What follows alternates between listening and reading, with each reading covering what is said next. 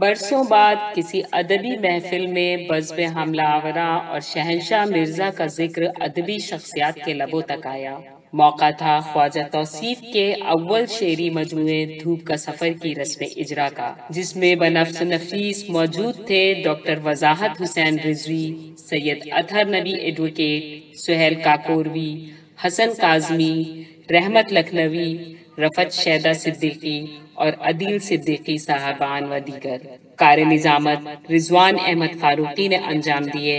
صدارت کے منصب کو وقار بخشا ممتاز صحافی احمد ابراہیم الوی نے، جبکہ اسی باوقار تقریب کا اہتمام سنجے مصرا شوق نے نسیم اختر صدیقی اکیڈمی کے زیر اہتمام قیصر باغ میں کیا۔ پیش ہے لرن آن لائن وتھ فیضان خان کی آنکھوں دیکھی رپورٹ۔ تمامی حضرات کا استقبال ہے۔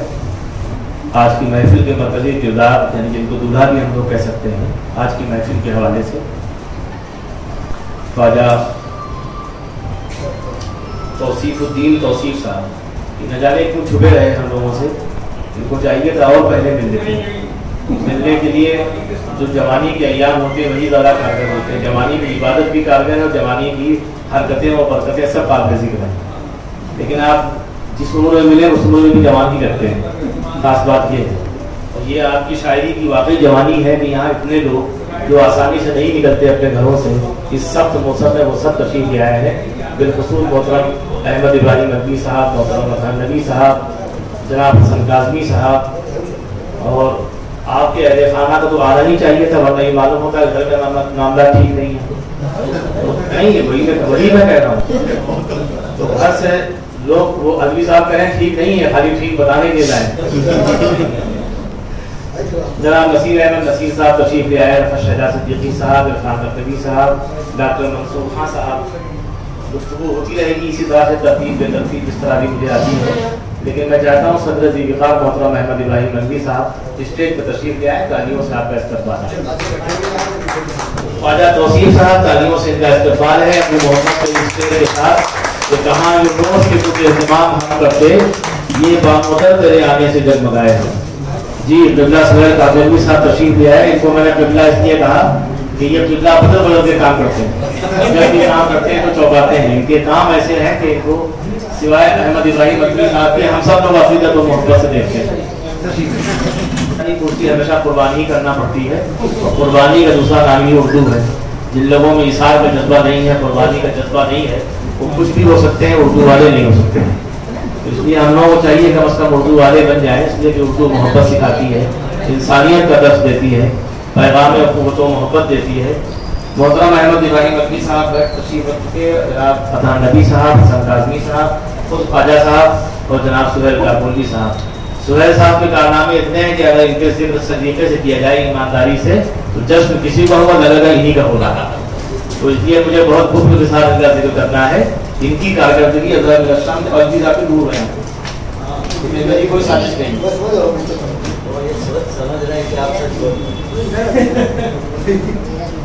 آپ عزیز صاحب ہے نا، یہ آپ نے صدر اپنے آپ کو چھپا رکھا ہے ماسک میں، پہچاننے میں دشواری، تو کہیے آپ کو ذریعے کا پیغام پہنچ گیا یا ہو نہ ہو۔ عزیز صدیقی صاحب، نقاب کشائی، اتنے خوبصورت آدمی بھی ہیں، خود کو چھپا کے رکھتے ہیں۔ بہرحال آج کا یہ پروگرام اس اعتبار سے بہت اہم ہے کہ سنجے مصرا شوق صاحب نے روز اول سے طے کر رکھا ہے کہ جن لوگوں پہ ہمارے شہر میں کسی وجہ سے کام نہیں ہوتا ہے، یعنی گمنامی اور محرومی کی چادر پڑی رہتی ہے، ان چادروں کو ہٹانے کا کام ہمیشہ سے سنجے مصرا شوق صاحب نے کیا ہے۔ اس کے لیے اداریاں ہونا چاہیے۔ نسیم اختر صدیقی صاحب ان کے استاد تھے، وہ واقعی استاد تھے، کل بھی استاد تھے، آج بھی ان کو استاد تسلیم کیا جاتا ہے، لیکن محترم احمد ابراہیم الوی صاحب جیسی شخصیت نے ان کے انتقال پہ جلسہ ہوا، اس میں کہا کہ میں انہیں کبھی اتنا بڑا شاعر نہیں سمجھ سکا جو ان کی شاعری ثابت کر رہی ہے۔ تو یہ بات بھی سنجے مصرا شوق نے سمجھ لی، پنڈت ہونے کے باوجود یہ ایک مسلمان کے قریب ہے۔ یہ اگر پنڈت تھے تو وہ ادبی دنیا کے پنڈت تھے، تو دونوں پنڈت مل گئے۔ نتیجہ یہ ہوا کہ نسیم اختر صدیقی سے جتنا استفادہ انہوں نے کیا، جتنا کچھ علم اور علم شعری انہوں نے حاصل کیا، ان کے دوسرے شاگرد حاصل نہیں کر سکے، اس لیے کہ زبانیں کوئی کسی طرح کے تعصب کی شکار تو ہوتی نہیں ہیں، اس میں تو جو دائرے توڑ کے نکلتا ہے وہ کچھ نیا کر پاتا ہے۔ سنجے مصرا شوق صاحب کا کارنامہ یہ تھا کہ نسیم اختر صدیقی کی شاگردی میں آئے، بلکہ ہمیشہ ان کو باپ کی طرح چاہا اور ان کے نہ رہنے پہ ان کی شعری کائنات کو کائنات کی شکل میں کائنات عنوان دیتے شائع کر دیا۔ خواجہ توصیف صاحب سے بھی ہمارے جیسے بہت سے لوگ ناواقف ہی رہتے اگر یہ ان کو گھر سے نکال کے یہاں آج ان کی جشن کی میز آراستہ نہ کرتے ہیں۔ محترم مطہر نبی صاحب ہمیشہ سے پروگرام کرتے رہے ہیں، بہت بڑے پروگرام کیے ہیں، لیکن سنجے مصرا کا یہ پروگرام کہیں نہ کہیں توجہ دلاتا ہے کہ ہمیں نچلی سطح پہ بھی کام کرنا چاہیے۔ ایک بار اسی جگہ پہ جہاں آج میں آپ کے سامنے مخاطب ہوں، ایک پروگرام کیا اتر پردیش اردو اکیڈمی نے، جس کا عنوان تھا کہ لکھنؤ کے گمنام چہرے یا لکھنؤ کے گمنام شعراء اور ادبا، لیکن اس میں لکھنؤ کا بولنے والا کوئی نہیں تھا۔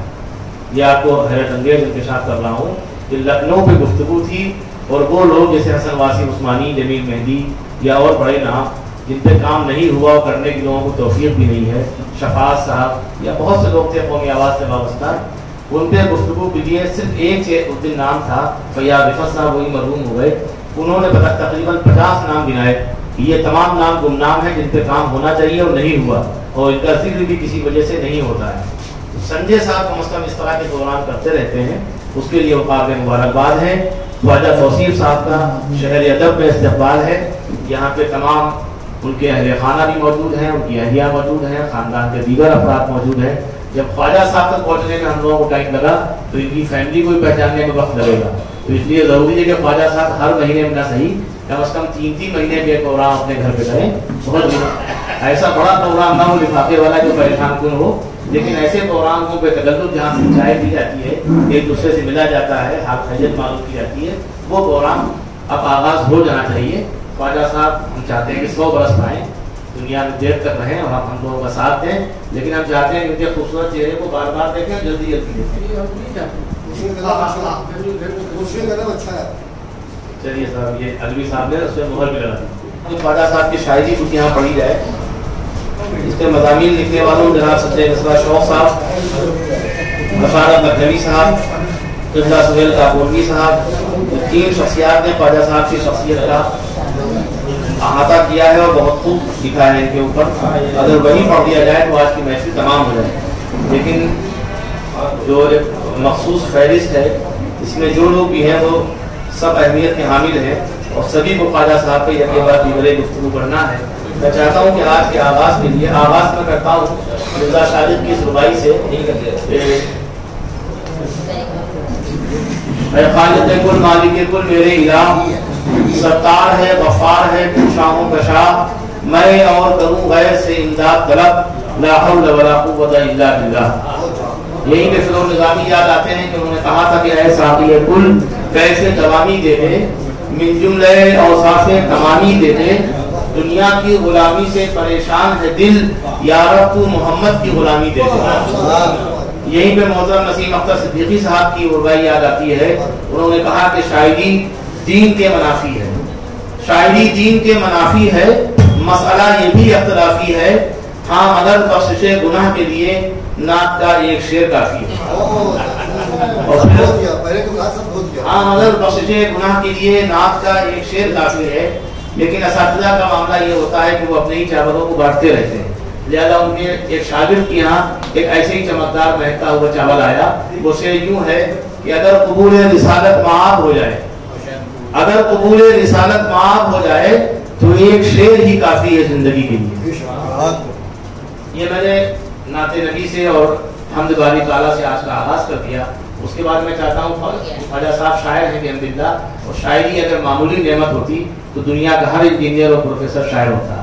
یہ سمجھ لیجیے کہ ان سے جو بڑے لوگ ہوتے ہیں وہ شاعر ہوتے ہیں، اس لیے شاعر پہ خراج پیش کرنے کے لیے میں ایک شاعر کو پیش کرتا ہوں، وہ جناب علوی صاحب یہاں تشریف رکھتے ہیں، محمد علی علوی، بہت تیز دم آدمی ہیں۔ اگر دیر تک میں نے ان کو ایسے ہی بیٹھا رکھا تو ممکن ہے کہ یہ کرسی رقص کرنے لگے، تو میں ان کو دعوت دیتا ہوں وہ تشریف لائیں، جو کچھ انہوں نے خواجہ صاحب سے کہا ہے وہ پڑھیں۔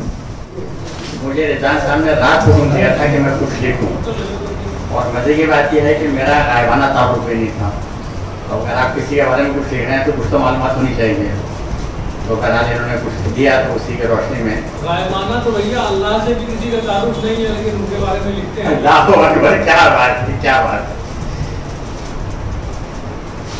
ये धूप का सफर जो लिखी आपने किताब, ये धूप का सफर जो लिखी आपने किताब, तौसीफ आपका नहीं सच में कोई जवाब। क्या कहना भाई, क्या कहना? ये धूप का सफर जो लिखी आपने किताब, तौसीफ आपका नहीं सच में कोई जवाब। हैं जिंदगी के रंग गजल की तरह कई, वो रंग मुझे उसमें से किताब में से मिले थे कि हैं जिंदगी के रंग गजल की तरह कई, शायर नजूमी और हैं फनकार भी जनाब। और उसके बाद चूंकि मैं मज़ाक का शायर हूँ और ज़्यादा मालूमात नहीं इनके बारे में, तो जो मेरे दिमाग में आया मैंने 4 मिसरे और कहा हूँ, तो गुस्ताखी हो तो माफ़ी चाहूँगा कि सफर था धूप का लेकिन है ये भी सच्चाई, सफर था धूप का लेकिन है ये भी सच्चाई। मुगन्नी आरा ने छाया का इंतजाम किया, उसमें है मुगन्नी आरा, आपकी बेगम साहिबा का नाम है, कि सफर था धूप का लेकिन है ये भी सच्चाई। मुगन्नी आरा ने छाया का इंतजाम किया, गुजारी उम्र फकत एक जुल्फ के नीचे, था खौफ ज़ौजा मगर फिर भी अच्छा काम किया।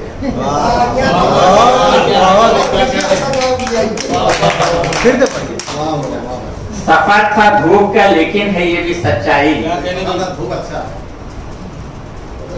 मुगन्नी आरा ने छाया का इंतजाम किया, गुजारी उम्र फकत एक जुल्फ के नीचे, था खौफ ज़ौजा मगर फिर भी अच्छा काम किया। और एक और बता लीजिए कि ये भी मुगन्नी आरा साहिबा के बारे में है कि ये उनका डर है कि सच्चाई उनके प्यार की है, क्योंकि आपने जो किताब की है वो उसका इंतजाम जो है बेगम के नाम में किया है, कि ये उनका डर है या सच्चाई उनके प्यार की है।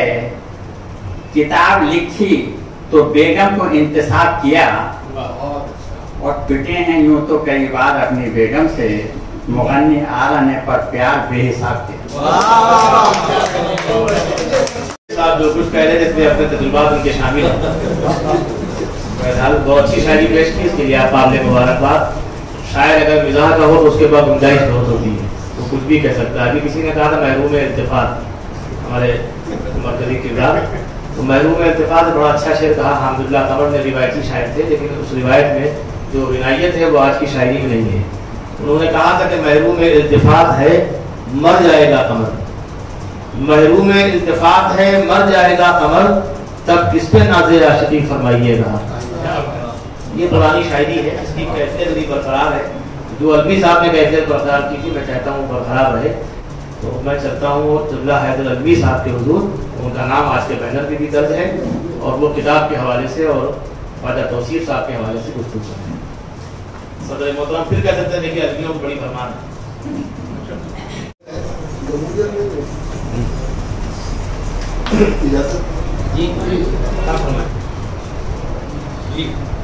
मैं ख्वाजा साहब को बिल्कुल नहीं जानता, ये मेरी बदकिस्मती रिजवान फारूकी ने की बदौलत थोड़ा बहुत उनकी शायरी से वाकिफ हुआ। किसी के बारे में कुछ लिखना जो शीर लाना है। वैसे चावल की बोरी से एक मुट्ठी चावल ही पूरे चावल का पता दे देगा। ख्वाजा साहब ने रवायती शायरी का दामन बहुत खूबसूरती से थामा, मगर कहीं कहीं जिद्दत से भी दोस्ती कर ली। लेकिन जब वो जिद्दत से दोस्ती करते नजर आते हैं तो लगता है कि रवायत में खुदकुशी कर ली।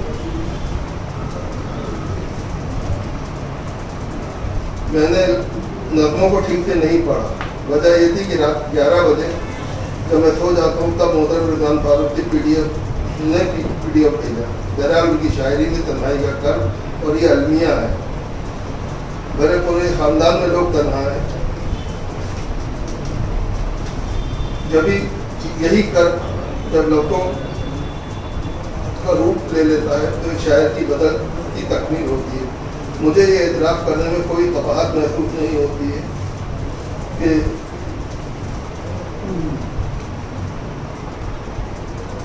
शायरी करके अक्सर लोग बिगड़ जाते हैं। कि जब तक मैंने देखा नहीं था। ख्वाजा साहब किस कदर बिगड़े मैं नहीं जानता, और बिगड़ने को की भी खासी कोई खास उम्र भी नहीं होती, लेकिन ख्वाजा साहब की शायरी मैंने पढ़ी, वो बिल्कुल सिरात मुस्तकीम वाली है। इसको पढ़ने के बाद वज़ू या गुस्ल वाजिब नहीं होता।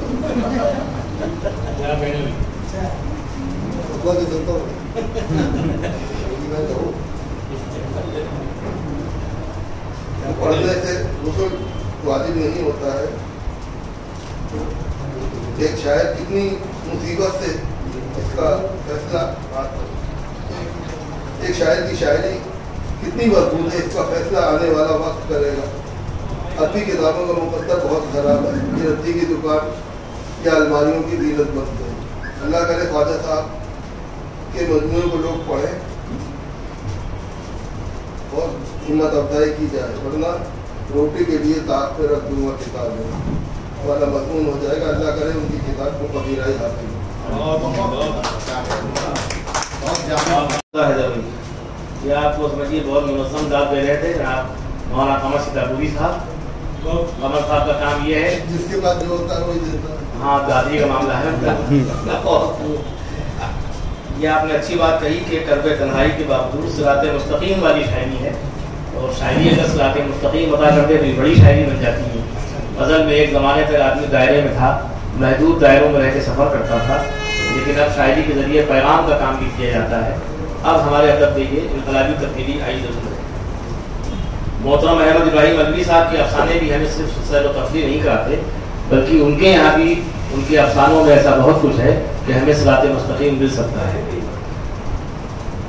ख्वाजा साहब के मुताल्लिक़ मेरी भी अपनी राय है कि ख्वाजा तौसीफ़ के नज़दीक जिस्मानी क़ुर्बतें, ज़ाहिरी मामलात और लज़्ज़तों का हुसूल बेमानी है। क़ल्ब व जिगर की पाकीज़गी उनका मक़सद हयात है, यही उनका मिशन भी है। फरमाते हैं कि जिस्म की क़ुर्बतों से क्या हासिल, जिस्म की क़ुर्बतों से क्या हासिल, क़ुर्बतें दर्द की दवा भी नहीं।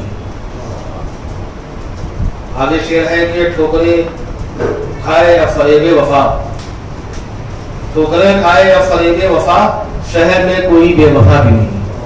तो ये गज़ल के नए दायरे हैं, अलग सोचने का अंदाज है जिसके लिए इनको दाद दी जाना चाहिए। दुनिया में दो तरह के पारसा और ईमानदार होते हैं, एक वो जिन्हें मौका ही नहीं मिलता बेईमानी का या पारसाई के इम्तिहान का, वही तबका ज़्यादा है, और एक तबका वो भी है जिसको शायर ने पेश किया, वो समाज फरमाए कि जब तलक दावत गुनाह न हो, जब तलक दावत गुनाह न हो, क्या हकीकत है पारसाई की। तो हम लोग ज़्यादा इसी तरह के पारसाई हैं कि पारसा हैं कि मौका कम मिला है। तस्नालमीन तो वो खतरनाक शेर कहा था, वो पढ़ने के लायक यहाँ नहीं है, इसलिए नहीं पढ़ूंगा। नसीर साहब आपने कुछ कहें शेर तो मेरा तमाम शोरा को अपना अपना कलाम पेश करना है। इसकी वज़ाहत पे तशरीफ ले आए जनाब वज़ाहत हुसैन साहब, तशरीफ ले आए, एक कुर्सी भी यहाँ रख दी है, नहीं आप आ जाइए। किबला वज़ाहत हुसैन रिजवी साहब का इस्तेमाल हो चुका, तालियों से भी, खामोशी से भी, और हिदायत भी उनको पेश की गई। उसके बाद मैं चाहता हूँ सीधे सीधे जनाब अहमद रसूल साहब के हुजूर आज की किताब के मुताबिक यहाँ तशरीफ लाएं और कुछ कहें। अहमद रसूल साहब को सभी जानते हैं, जो नहीं जानते हैं वो उनकी चारदार वज़ाफ़ता और अभी जो उनकी खुलाए हजरत है मखसूस देख के पहचान जाएंगे। तो जो उनके यहाँ घंगरज है तो उसके बाद हर भाई को सोचना पड़ेगा मैंने सेमिनार ज़्यादा किए, इनकी तरफ नजर क्यों नहीं।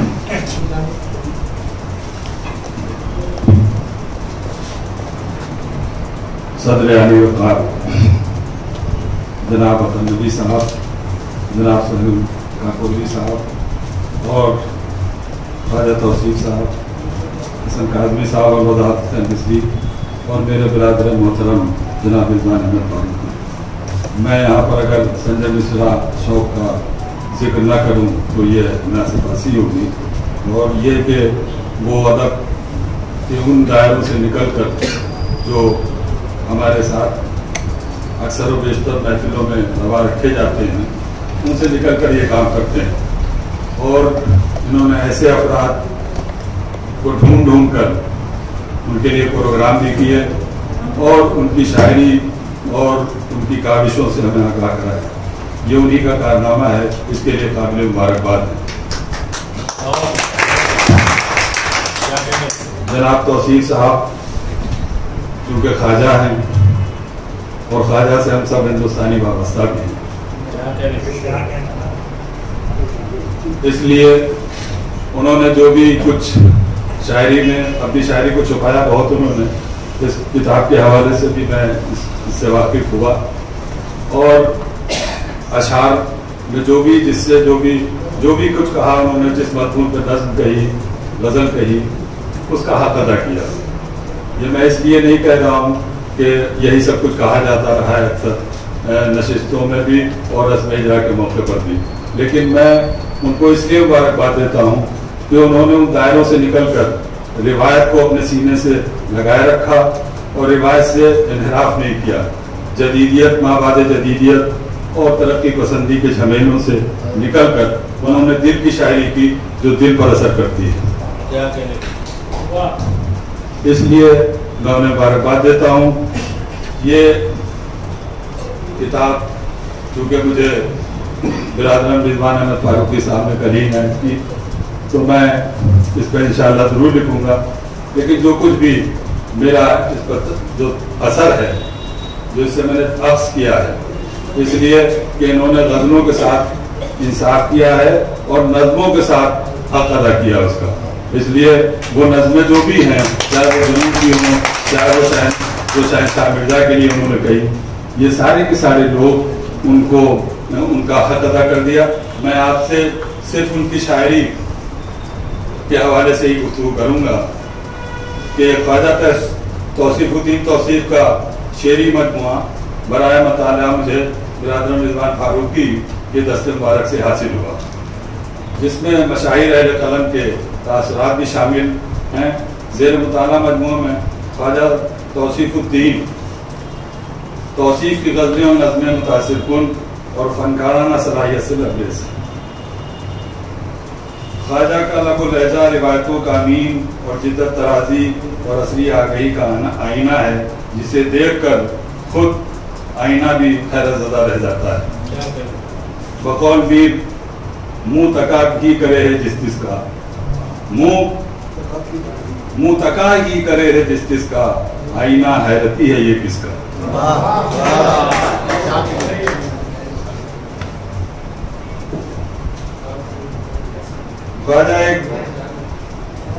ख्वाजा एक दिल शिकस्त इंसान है।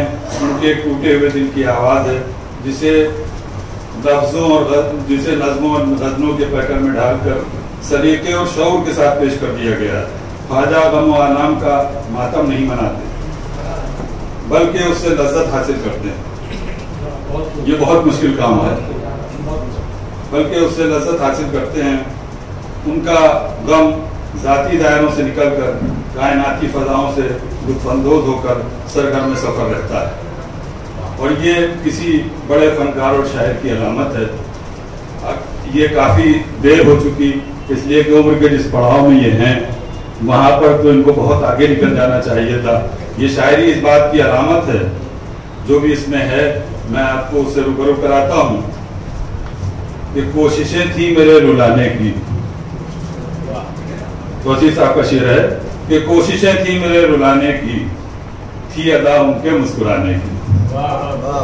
ये वही रिवायती दायरे हैं जिसमें अपनी बात कही है, लेकिन उन्हीं की आवाज़ मालूम होती है। बजाज साहब बैठे हुए यहाँ पर और मेरी गुफ्तगू भी सुन रहे हैं बेतरतीब, लिहाजा जो असर है वो मैं पेश कर रहा हूँ। उनकी आंखों में आ गए आंसू, उनकी आंखों में आ गए आंसू, ये घड़ी है फरेब खाने की। उनकी आंखों में आ गए आंसू, ये घड़ी है फरेब खाने की। अब तो खामोशी रहो तौसीफ, अब तो खामोशी रहो तौसीफ, है खबर गर्म उनके आने की। ये सियासी भी नुक्ता नजर से देखा जा सकता है, है खबर गर्म उनके आने की। अब ये जहाँ भी देखेंगे संजय साहब आपकी नज़र वहाँ तक पहुँच जाएगी। मैं आपका शुक्रगुजार भी हूँ, इसलिए कि अब नज़मों की तरफ आप देखें। शेर तो बहुत मैंने मतलब इसमें निशान लगाए हैं, लेकिन ये कि वो मुझे बड़ा मुतासिर लगे اور جو اصل میں ان کی محرومیاں ہیں اس سے انہوں نے لذت حاصل کی اور اس کو فن کا اشاریہ بنایا. یہ تو ایک شعر اور سن لیجیے غزل کے. فلک پر ڈوبتے تاروں کی زندگی کیا ہے, فلک پر ڈوبتے تاروں کی زندگی کیا ہے, فضا نصیب بہاروں کی زندگی کیا ہے, فضا نصیب بہاروں کی زندگی کیا ہے, اور بدل چکا ہے مذاق نظر مذاق جنوں, بدل چکا ہے مذاق نظر مذاق جنوں, اب ان حسین نظاروں کی زندگی کیا ہے, اب ان حسین نظاروں کی زندگی کیا ہے, اور سکون مل نہ سکا ہم کو بھی کہیں توصیف, سکون مل نہ سکا ہم کو بھی کہیں توصیف, ہمارے جیسے ہزاروں کی زندگی کیا ہے. دیکھیے آزاد نظمیں کہنا بہت مشکل کام ہے, اور اس میں پورے مضمون کا کو ترتیب بار اس کا توازن برقرار رکھنا یہ اس سے اہم کام ہے. یہ ملاحظہ فرمائیں, یہ ایک عرفان, اور عرفان سے آپ ہم کو بھی واقف ہے کہ عرفان کا مطلب کیا ہو, اور اس سلسلے میں یہ نظم کہی ہے انہوں نے. قدریں ننگی ہو چکی ہیں, جذبوں کی نقابیں اتر چکی ہیں, اور قدریں ننگی ہو چکی ہیں, جذبوں کی نقابیں اتر چکی ہیں, اور بوسیدہ جسم نظر آنے لگے ہیں, خود غرضیاں اتنی موٹی ہو گئی ہیں, خود غرضیاں اتنی موٹی ہو گئی ہیں, اب ان پر کوئی لبادہ ٹھہر نہیں سکتا, اب ان پر کوئی لبادہ ٹھہر نہیں سکتا, دوسروں کو دھوکہ دے کر ہم خود ہی دھوکہ کھاتے ہیں, کسی کو دھوکہ نہیں, ہم دوسروں کو دھوکہ دے کر ہم خود ہی دھوکہ کھاتے ہیں, سمجھوتا نہ کر پانے پر بے وفائی کا گلہ کرتے ہیں, دوسروں کو بے وقوف بنا کر خوش ہوتے ہیں, اور اپنی حماقت کا احساس نہیں ہوتا, مگر وہ دن بھی دور نہیں جب ہمیں احمق ہونے کا احساس ہوگا, اس دن ہم عقل مند آدمی ہوں گے. مطلب اس میں جو نظمیں ہیں اس سے مطلب لوگوں کو آگاہ کرنا چاہتا ہوں, اور اس سے اس لیے کہ یہ بہت کام کی کتاب ہے, اس لیے بہت دن کے بعد ہے. دیکھیے شہنشاہ مرزا سے تعلق, اور شہنشاہ مرزا ایک ایسی شخصیت کا نام ہے جو اپنی ذات میں انجمن ہے. ان کے وہاں انہوں نے وہ جو وہاں پر بیٹھنے والوں میں خواجہ صاحب کا بہت اس میں رہا, اس کا ذکر بھی کیا انہوں نے. لیکن یہ کہ جو حملہ آوراں جو ان کا جو ہے نا اس میں کہ اس کے یہ رکن تھے بہت عزیز, کہ تھک اب یہ دیکھیں کہ شہنشاہ مرزا کو کیسے خراج عقیدت بھی پیش کیا, ان کی حقیقت کو بیان کیا. حضرت بھائی دیکھیں کہ مطلب یہ واقعی بہت ہی نفیس انداز.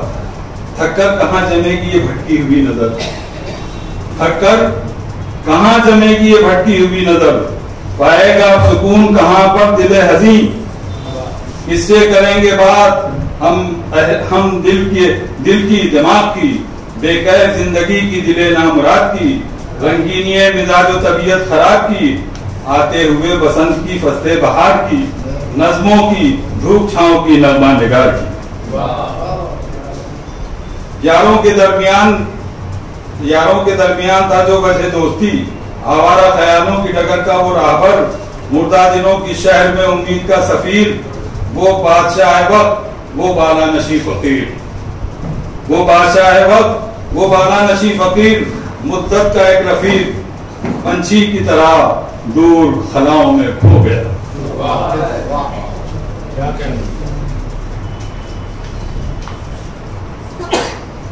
اب یہ جو ناکامیاں اور نامرادیاں ہیں ان کی وہ اس وجہ سے آیا ہیں, یہ شکایتیں ہیں جو انہوں نے درج کی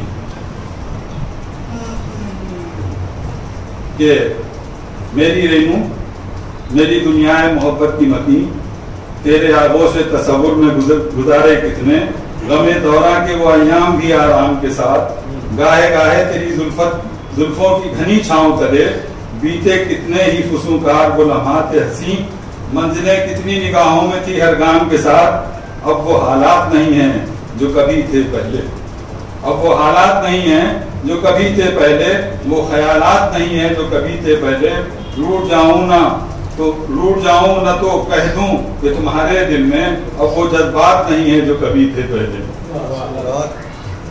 क्या हुए तेरी निगाहों के इशारे हमदम, धुंधे धुंधे से नजर आते हैं तारे हमदम, चलते चलते जो मुझे रोक लिया करते थे, किससे पूछूं ये कहाँ है वो नजारे हमदम। ये ताल्लुक की बात है, इसलिए कि जिसका मैं इसलिए मतलब ये इतने अशार पेश किया कबीरा खातिर नौ के मैं ज्यादा वक्त नहीं दूंगा, इसलिए कि मैं चाहता हूँ पूरी किताब आपके सामने आ जाए। अब आप इसको देखें और इसको खरीद के भी पढ़ें और इससे लिए और इनके लिए दुआएं करें कि ऐसा फनकार हमारे दरमियान मौजूद है और हमारी नजर क्यों अभी तक नहीं गई। ये हम सबको लिए जरूरी है, इसलिए कि अदब तो है, अदब के लिए जो भी काम होगा, जो तालियां भी बजें या उनके लिए काम हो और उन पर उन सिलसिले की गुफ्तगू को दोबारा और सहबारा और इस तरह मुसलसल जारी रखा जाए, तो ऐसे फनकारों को हम अपनी मोहब्बतों का सलाम पेश करते हैं और मुबारकबाद देते हैं कि खुदा उन्हें इससे ज्यादा तौफीक अता फरमाए और इनकी जिंदगी को सेहत और सलामती के साथ तादेर कायम रखे। रमा लेना बहुत खूब जनाब रहमत रसूल साहब, बहुत भरपूर गुफ्तगू आपने की और इसके ख्वाजा साहब की अजमत का भी एहसास होता है कि जिन लोगों को किताब या PDF फाइल कल दी गई थी उन्होंने भी इतना कुछ लिख लिया कि जितना आमतौर पर लिफाफे दे के और बहुत भारी भरकम शख्सियात के मज़ामीन नहीं लिखाए जा सकते। ख्वाजा साहब की शायरी ने मुतासिर किया कि रहमत साहब ने रात में मुताला किया और दिन में रात में इनसे गुफ्तगू कर दी, इसके लिए काबिल मुबारकबाद है। लर्न ऑनलाइन की जानिब से आपसे बस इतनी इल्तिजा है कि हमारे इस प्रोग्राम को लाइक, शेयर और सब्सक्राइब ज़रूर करें। साथ ही बेल आइकन दबाना ना भूलें, जिससे हमारी हर वीडियो आप तक अपलोड होने के साथ ही पहुंच सके। शुक्रिया।